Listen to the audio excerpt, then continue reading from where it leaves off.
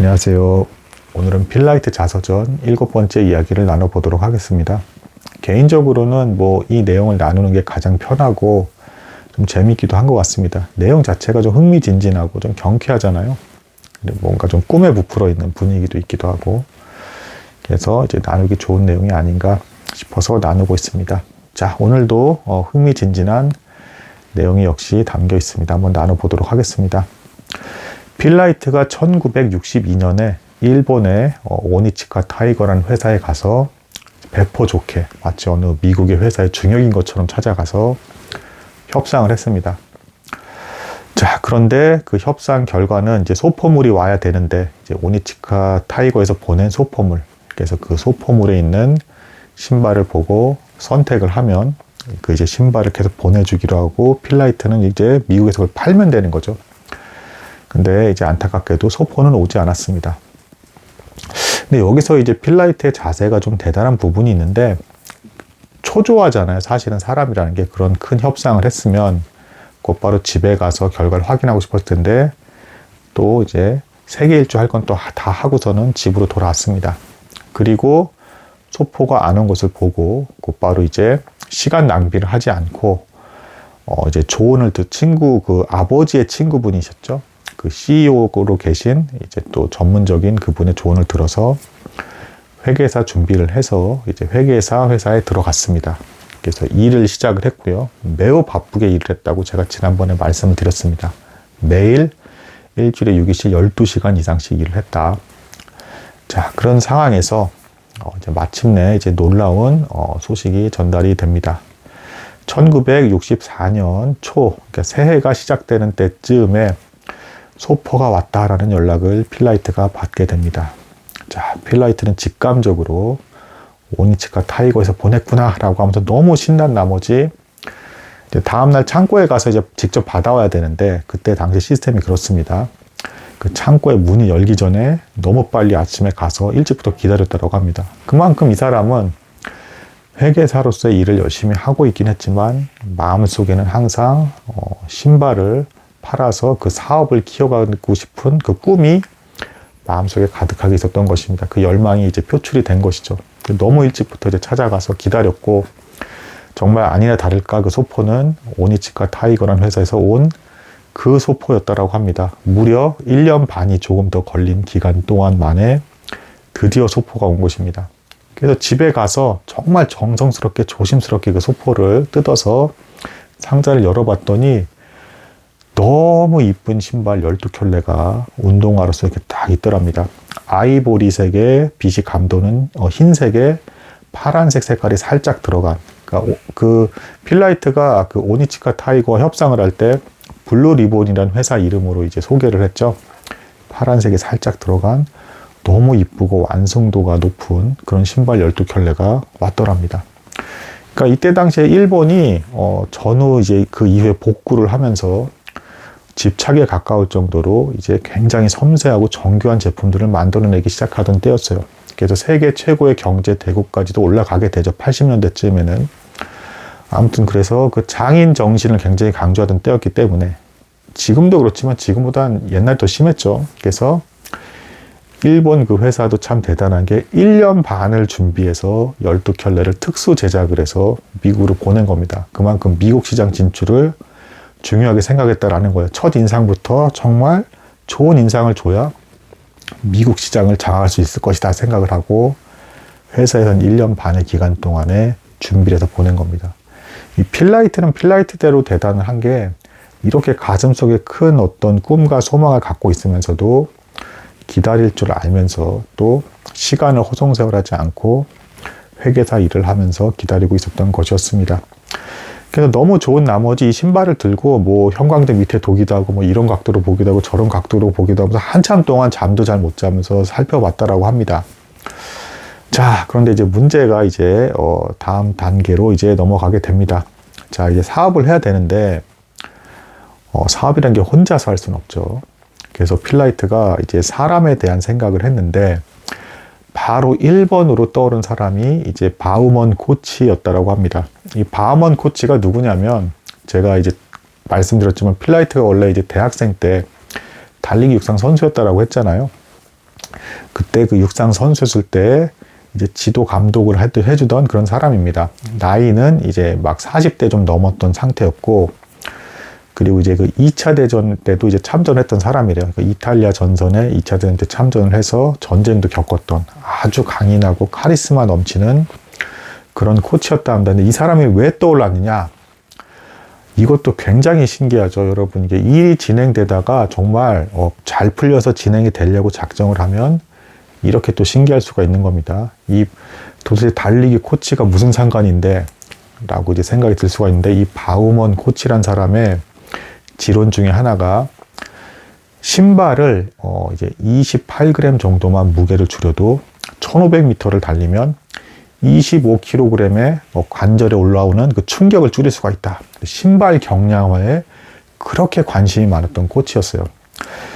아무리 미국이라 하지만 이때 당시 1960년대 때는 아직은 과학적인 기법의 스포츠 기술 계획이 아직 조금 덜 발달했던 시기였습니다. 지금처럼 올림픽 같은 거 할 때 과학적으로 다 이렇게 해서 연습시키던 게 아니었어요, 아직은. 그래서 이때 바우먼 코치란 이 사람이 조금은 시대를 앞서가는 입장에서 운동선수의 장비도 중요하다. 특히 육상선수 같은 경우에는 신발이 생명이다. 신발이 경량화돼서 가볍고 가벼울수록 좋다. 또한 쿠션이 좋아야 충격이 확 줄어서 기록이 훨씬 좋을 수밖에 없다. 라고 이렇게 주장했던 사람이었습니다. 그래서 심지어는 선수들의 락커룸에 들어가서 임의로 아무 선수의 신발이나 꺼내다가 자기 마음대로 막 개조했대요. 막 그 재료도 바꿔보고 이렇게도 해보고 밑에 깔창도 바꿔보고 뭐 심지어는 뭐 황당한 어떤 종이 같은 거, 딱딱한 종이 같은 거 해서 만든 신발도 신겨서 달려보기도 해보고 이럴 정도로까지 신발에 집착했던 코치였다라고 합니다. 너무 신기하지 않습니까? 때마침 이런 코치와 알고 있었다라는 게. 게다가 더 신기한 건 이 코치가 항상 뭐 전쟁 군인 출신이기도 하고 선수 그 시합에 나갈 때마다 타이거처럼 용맹하게 싸워라 뭐 이런 얘기를 했다라고 합니다. 그러니까 이제 뭐 계약한 회사 이름과도 또 연결이 되죠. 그래서 1번으로 떠올랐던 인물이 바우먼 코치였다. 그래서 이제 이 필라이트는 이 바우먼 코치에게 이제 며칠 뒤에 전화를 하게 됐다라고 합니다. 먼저는 우선 전화하기 전에 이 신발을 택배로 보냈어요. 바우먼 코치에게. 택배가 아니라 소포죠. 이때 당시에 소포를 보냈고, 그래서 이 바우먼 코치가 소포를 받은 상태에서 전화를 건 겁니다. 그래서 이제 잠깐 좀 만날 수가 있겠냐. 당신이 신발에 대해서 너무 관심이 많은 걸 난 너무 잘 알고 있다.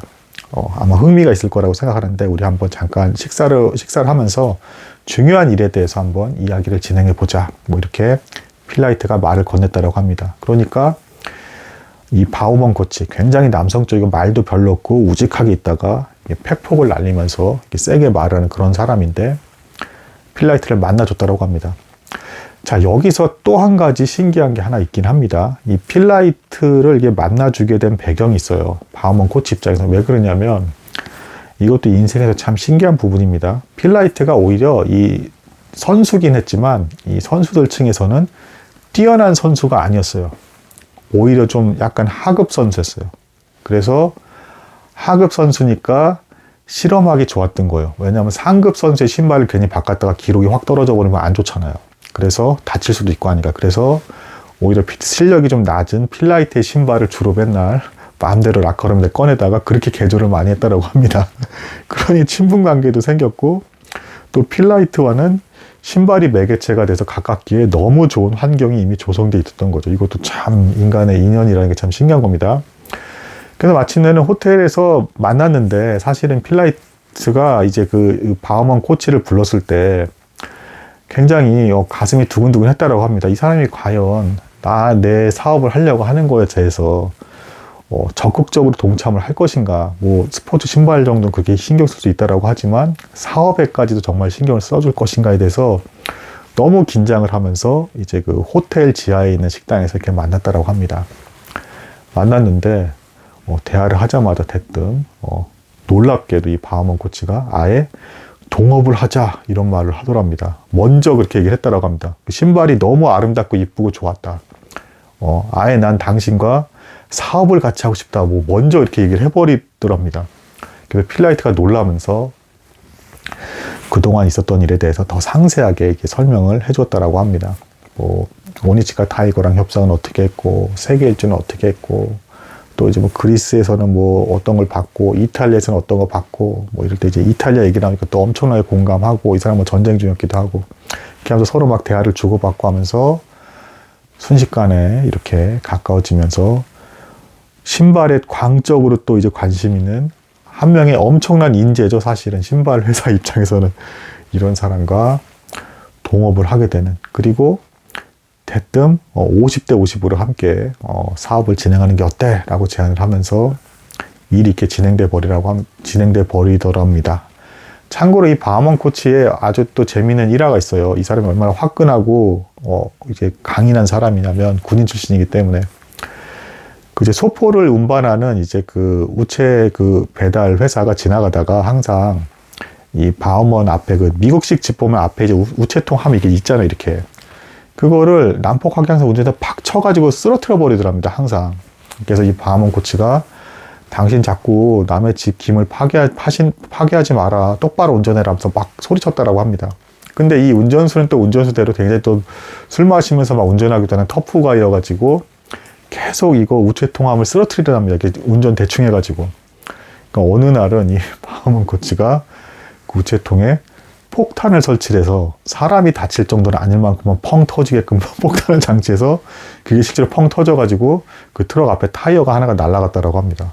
사람은 다치지 않았지만 이렇게까지 터프하고 강인하면서도 신발에 광적으로 집착하는 동업자가 알아서 이렇게 돕게 되었다. 그리고 그 이후에 변호사까지도 알아서 내가 전문적으로 아는 변호사가 있는데 이 사람과 우리 계약 문서를 작성하자. 이렇게까지 일이 일사천리로 타다닥 진행이 됩니다.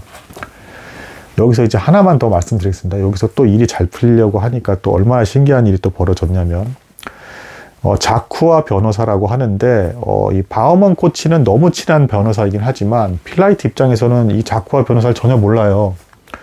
그러니까 이제 뭐 바하먼 코치랑 이제 동업하는 것까지는 너무 좋은데 제3자 전혀 모르는 제3자가 들어온다라고 하니까 필라이트 입장에서 얼마나 또 긴장이 됐겠습니까? 이 사람 믿을 만한 사람인가? 그리고 이 사람이 계약서를 작성해 준다라고 하는데 괜찮을까라고 하면서 뭐 한 달에 일단은 각자 $1,000, 그러니까 둘이 합쳐서 $1,000씩을 꾸준히 투자하기로 한 겁니다. 또 계약서를 작성을 하고 사업이 진행되는 거에 따라서 이제 이렇게 하겠다라고 하는 건데 못 믿어온 중에 불안한 중에 이제 결국에 마침내는 이 자쿠아 변호사와 바하먼과 이제 필라이트가 3자 대면에서 이제 자쿠아 변호사 집에서 만납니다. 의외로 분위기는 굉장히 아늑했고요. 그리고 이 자쿠아 변호사도 뭐 40대라고 해서 배 나온 중년에 뭐 공부만 한 것 같은 좀 이렇게 둔한 변호사 인상을 상상하고 갔는데 굉장히 날렵하고 운동도 잘한 몸매도 잘 관리된 그런 스마트한 40대 변호사더랍니다. 그러더니 더 놀라운 일이 또 벌어집니다. 계약서 작성을 했는데 자쿠아 변호사가 대뜸 이러더랍니다. 자네는 젊어서 아직 잘 모르는 것 같은데 50대 50으로 동업을 하게 되면 나중에 이 사업이 너무 잘 되게 되면 경영권에 분쟁이 생길지도 모르네. 그래서 어쨌든 자네가 사업을 진행을 한 거니까 그리고 이 바하먼 코치는 신발 자체에만 관심이 있지 경영이나 회사의 운영에 대해서는 관심이 없네. 그러면서 51대 49로 이득이 생기면 자네가 51을 갖고, 그러니까 회사 지분의 51을 갖고 바하먼 코치가 49를 갖는 걸로 하세요라고 하면서 알아서 이 자쿠아 변호사가 젊은 필라이트에게 더 유리하게끔 계약서를 만들어줬다라는 것입니다. 이렇게 해서 드디어 이제 첫 발을 딛게 되는 사업의 순간이 이제 탄생하게 되었습니다. 동업자가 생기게 된 것이죠. 그리고 의도하지 않게 전문 변호사도 한 명 생기게 되는 놀라운 일사천리 횡보가 보여지게 됩니다. 1년 반을 넘게 기다린 끝에 말입니다.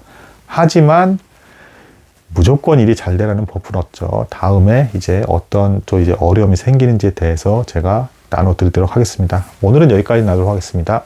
감사합니다.